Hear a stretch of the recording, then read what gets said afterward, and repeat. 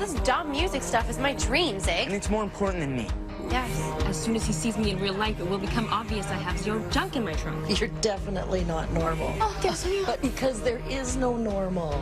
My whole life has been people telling me to stay Degrassi positive. Next No one Class wants to is talk about in what session. The I'm iconic doing. Canadian series returns in the new year, chock full of every kind of drama and teen angst you can imagine. Welcome three of the incredible stars. We have got Ricardo Hoyos in the center, Sara Waisglass off to the side, and original cast member, the OG, Stefan Brogren. You were in the show before they were even a thought. I know. You know what? Degrassi Next Generation, I think you were 1 year, you're like a year old or something when we started Degrassi Next Generation.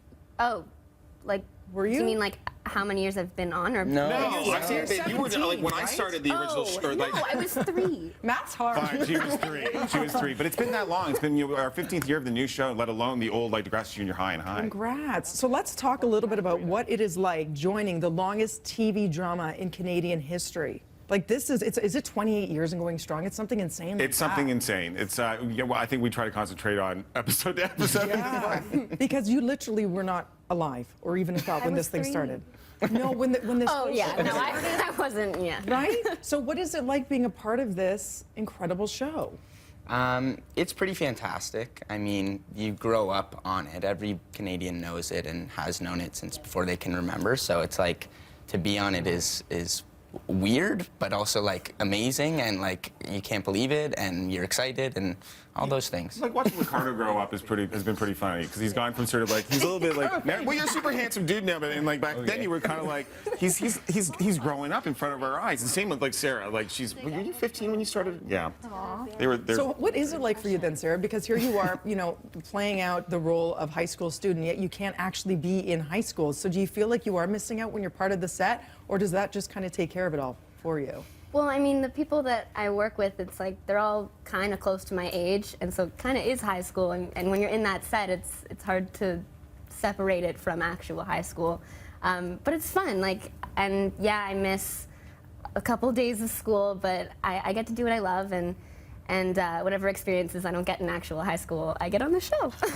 Talk to us a little bit about what it's like directing, because not only are you Principal Archie, you actually put on the directing role, the hat, quite a few times. So what's that like? Do you like bossing everybody around? I love it so much. Yeah. But I really do have a great relationship with these guys. I think because I try to work with them on a level of we're partners in this game a little bit, and I think there's, especially this year, there's been a real new revamping of the show now that we're on. There's a cool hangout space, I know. Yeah, it's called the Conversation Pit, but being on like, you know, our new bosses in a sense make us want this to be very true and feel like it's a little bit more hardcore, more like an older Degrassi that we haven't been able to do in the last couple of years. So the stories are very true to what kids are going through. I think we really wanted to make our audience feel that we understand what they can't maybe say out loud to their parents. Yeah, and for parents, by the way, you know, here I am watching as an aunt, not knowing what catfishing is, but I learned through one of the episodes I was able to screen. So it's so much about technology and how that influences high school students, which we didn't know about back then. And it's changed. It's changed so much from like even the first season of Degrassi Next Generation, which was about a young girl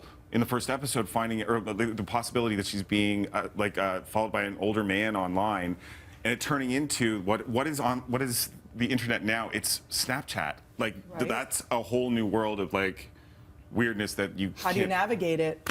And what about Drake? How do we feel about following in the footsteps of one Drake? Well, you were there before him. Did you know he had that thing on set? Did you ever in a million years think he would become who he is today? No. And I'm going to say this right now. He's awesome, and he was awesome back then. But who does this? Who becomes Drake? That's international crazy. Superstar. Yeah, like I mean, he was going to like. I knew that we had a real. I mean, the cast is. These are most impressive kids in Canada, as far as I'm concerned. Maybe the world. But they are. But when you see someone like that, you go, that kid is awesome. That kid is awesome. But the work that he has put into being that, he was doing back then also. He was sleeping on set sometimes because he was in the studio all night and then would come and act during the day. Yeah. And was always on, I love him so much. I'm really proud of him.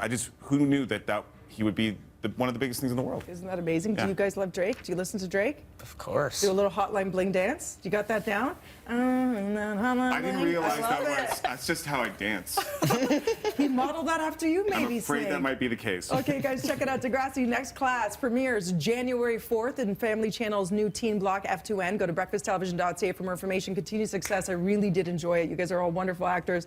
You keep it up for another 28 years. Let's do this. Do it. Yes. Right now, over to Kevin Frankers to the newsroom.